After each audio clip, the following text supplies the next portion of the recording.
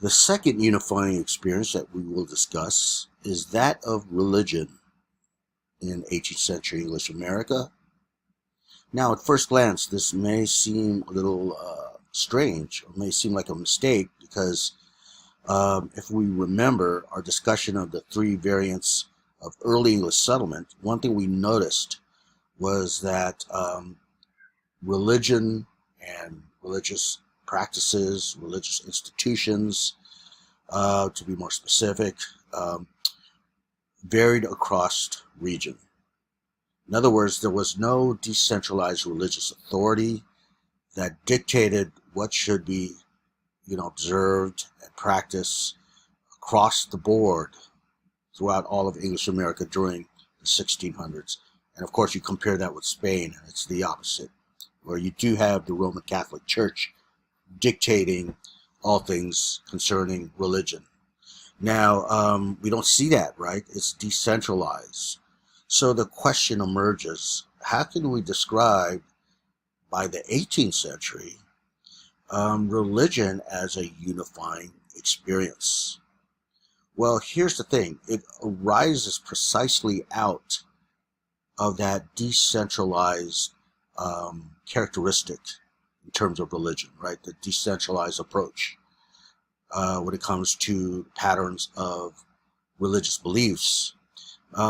Because region determined with the religious beliefs, what we see here is a general acceptance of other forms of Christian beliefs. So in other words, most of this is Protestant. Even though Maryland started out as a Catholic colonizing effort, for the most part, you see Protestantism dominating the colonial experience when it came to religion. So the general idea was that, all these Protestant denominations could peacefully coexist as long as they respected each other, right? As long as, for example, Puritans in New England don't try to intervene in the beliefs of, let's say, the Quakers in Pennsylvania or the Anglicans in the Chesapeake region. So they could peacefully coexist. And because of that belief of peaceful coexistence of all Protestant denominations in the New World, you have the English colonials, regardless of region, pretty much accepting this notion, and it's an early idea, but this notion of separation of church and state, and that's something we take for granted today. Back then, in the 18th century, it was generally accepted again that there could be separation between the church, which is private, and the state, which we should note is public, right? So you have a distinction here that's very important, that between public and private. So obviously the state is public, and it is involved in the public affairs of citizens.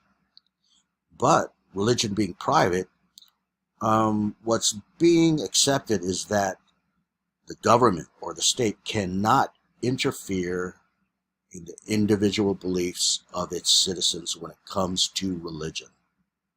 And that's taking hold here by the 18th century across the English colonies for the most part. So when you think about how this evolved, what historians note is that it actually takes place in New England quite early. And that's the second line there in the slide when we talk about separation of church and state. I have there as number one, early New England way. So this is what some historians noted, is that even New England, now let's remember there was a decline in Puritanism even after a few generations, right? Something we called Puritan declension, a decline in the religiosity among Puritans in New England. That doesn't mean that they're now completely secular. But what happens is, according to number one, is that The public and private domains of New England society, could coexist, right? In fact, the way historians have noted that New Englanders during the 18th century thought about religion and state is that they saw the public and private realms, and in this case, the church and state, as two domains that were mutually constitutive. What does this mean? It means that they interacted with each other while being separate, right? In fact, you could say that they mutually reinforce each other. They're certainly not, to use the phrase, mutually exclusive, and that's the opposite, right? If something is mutually exclusive, that means they never meet together. They're separate. But in the case of the New England way, you could talk about them in separate ways, but they're still mutually reinforcing. So this seems probably a little confusing, but let me give you an example. By the 18th century, you could probably see laws that are articulated in a secular way without invoking God or the Bible. But what was the origin of those laws? They may have been derived exactly from the Bible, right? But there's no need to phrase it or articulate it in a outwardly religious or a biblical way. So this could be an expression, again, of how you could have, laws, which again are public, and you could also have still religion, which is private. Now, this would evolve to a way of thinking about separation of church and state, however, that does become mutually exclusive. That is to say, not mutually reinforcing, but being completely separate. And where does this come in? This comes with, as stated, number 2, it comes from the Enlightenment. So what is the Enlightenment? The Enlightenment was an intellectual movement that arose in Europe. And it followed the Renaissance, actually. If you know anything about the Renaissance, you see this rebirth of European culture, especially art, that was influenced by the times of antiquity, like Greek and Roman art. And upon that happening, you see this explosion in ideas that ran counter to many of the taken for granted and often religiously infused beliefs that were part and parcel of the feudal world. For example, and by the way, we will discuss this much further in another slide or another video, but it's basically the idea of general acceptance of science, general acceptance of secularism, a questioning of monarchy as being absolute rulers, and things like that, things that we note as modern today, right?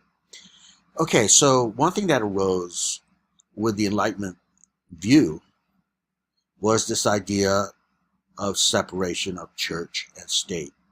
And that doesn't surprise us because, again, when you think about science and you think about, say, human reason, rationality, right, which is part of the Enlightenment agenda, right? It's this emphasis on human rationality rather than human superstition and supernatural beliefs, right? You have to be reasonable, use your reason, human rationality, and so on and so forth. When you subscribe to these beliefs, you could start imagining a society whereby the church and state are indeed mutually exclusive. There is no need, in other words, for the church, or actually, let me reverse that. There's no need for the state to intervene in the private beliefs of a citizen. Okay? So here you could discuss it in public versus private terms, right? Public and private, as opposed to the New England way where they were kind of mutually reinforcing. Now with the Enlightenment way, and indeed this is true today in 2020, this belief that they're actually exclusive. okay, public and private. This basically means that the state cannot tell private citizens what to believe in when it comes to religion.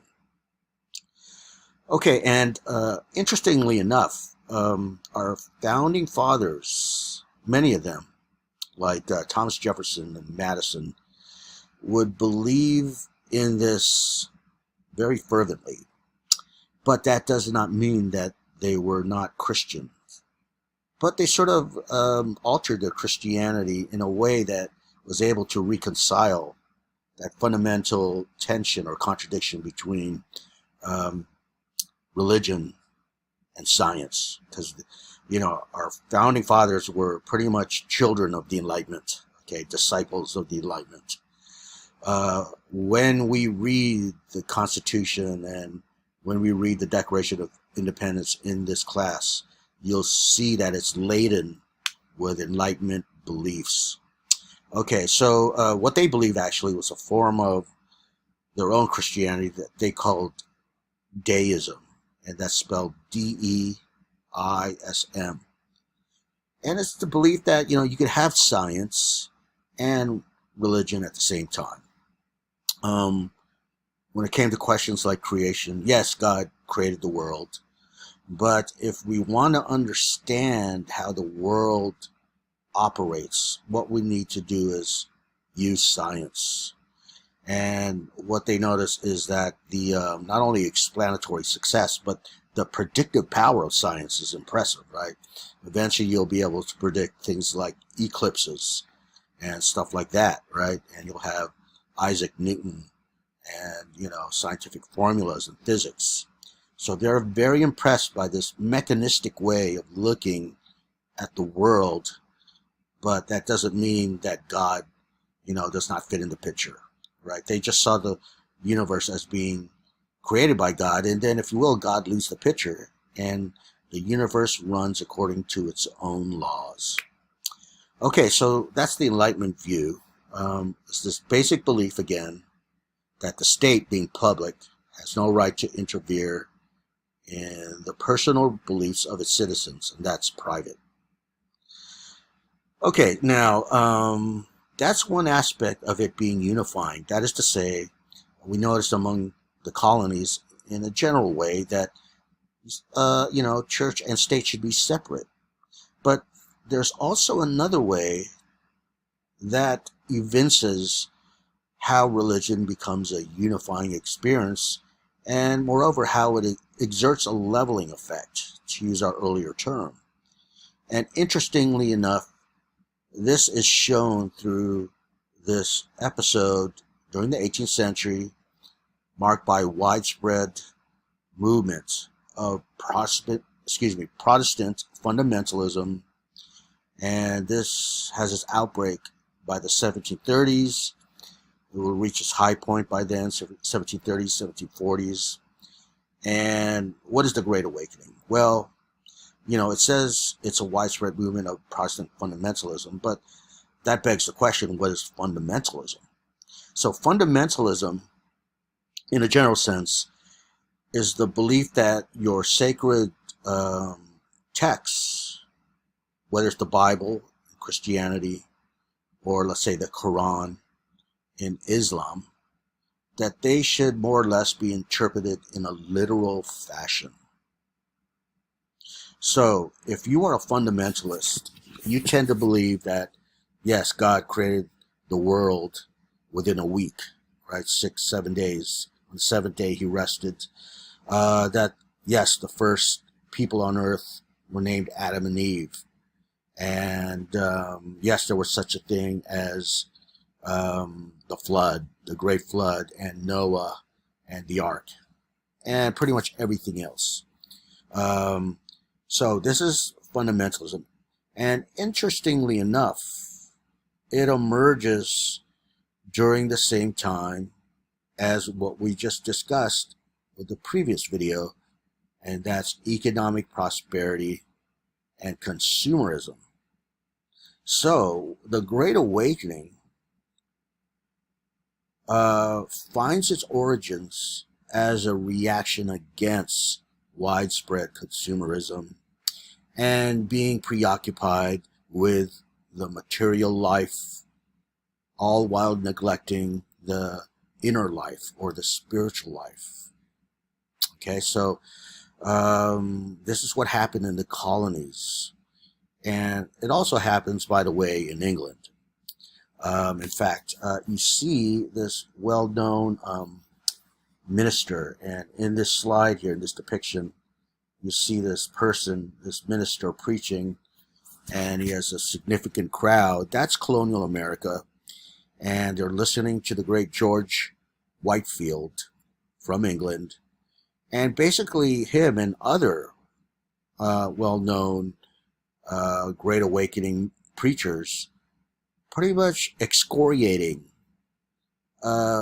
the colonials for neglecting their spiritual obligations, for being too involved and engaged with material acquisition and consumerism, to use our term, all the while forgetting about salvation. So, by accounts that we see, for example, in diaries and newspapers and such, this was a very emotional experience that swept through the Americas. You read accounts of, people fainting. They were so overcome, people crying, so on and so forth, right? Very emotional. And, it spread throughout the colonies, as a matter of fact. Well, this is not a very good slide, so I'll move on here. Another picture of George Whitefield in colonial America. All right. Now, he would have these revivals. That's what they called them. Revivals, where people would meet, they would congregate. And again, as previously described, you have these emotional attestations of their, in a way, guilt, right? They would demonstrate their guilt of, yes, indeed, they were forgetting about their spiritual life, and it was very emotional again. So this brings the question of, how could the Great Awakening exert a leveling effect? It seems the opposite of consumerism, right? Well, similarly, what we notice with the Great Awakening is that the message that was spread by the ministers and preachers tended to emphasize the ordinary person, not the elites, or I should say not only the elite. It resonated with practically everyone involved, especially if you were engaged in consumerism and forgetting about religion. Okay, so this is sort of a parallel with consumerism, where, again, with the background of widespread prosperity and general, wealth, right, achieved across the board, being sort of trickling down to others, even persons of ordinary rank, so to speak, you see them able to participate in consumer culture and feeling like the elite. Well, here's a case where the message, again, resonated with the ordinary person, not just the established religious authority. Okay? For example, even the ordinary person could become a minister without theological training. And this is against the grain of that Puritan approach where the minister was very trained in theology, and therefore he was this authoritative spokesperson for the entire Puritan community. It's so different here now with the Great Awakening, because you see ordinary people just deciding to become itinerant preachers. Itinerant means, just wandering around, looking for people who would hear their sermon, because they were so moved by the Great Awakening. So you could almost imagine this happening alongside or concurrent with each other. You can see itinerant peddlers of consumer goods, right? Wandering salespersons selling their wares. At the same time, you could see itinerant preachers that condemned that life. Okay. Now, again, let's bring up this idea of interior beliefs, the individual. So it emphasized the interior beliefs, right? The private. So that emphasizes everyone, right? Not just the elite, but everyone that's involved. Anyone who is imbued with these religious beliefs, the particular articles of faith, you resonated with the message, regardless of social rank, regardless of gender, even regardless of race. Here's a good way to think about that, is that let's imagine you're standing alongside George Whitefield as he's preaching. If you were to look out at that crowd during one of these revivals where you see 1,000, maybe more, colonials gathered to hear Whitefield's message, one thing you would notice is in a spatial sense, there is no spatial demarcation between persons according to gender, race, and class. In other words, you might see, let's say, a plantation owner alongside his wife, who's standing alongside a black servant, who's standing alongside a poor white farmer, and they're standing right next to the merchant, right? And they're all equally affected. They're all equally expressing similar emotion, like crying and fainting and all this gesticulations of emotion, right? It's affecting everyone. So this is what it means by it cuts across race, gender, and class. Okay, what's happening here is the message of the Great Awakening is exerting a leveling effect upon those affected by that message. And again, let me emphasize, it was very widespread during this time. It's affecting everyone equally. So even the private world of religion is exerting a leveling effect. All you have to do is think about that compared to Catholicism, right? The ancient, and if not feudal, just feudal form of Christianity, right? Which is very hierarchical, right? You have the Pope at the very top and so on, this structure that's hierarchical. It's not horizontal. But here, if you looked out into the horizon, so to say, during one of those revivals, you would see everyone standing on the same level, right? Because of the leveling effect. Now, again, note there, it's interesting because it's ironic. It's a reaction against consumer values. So again, you can imagine both these things alongside each other during the 1730s, 1740s, 1750s. Okay, so now we're going to move on to our next video, which will discuss our next unifying experience.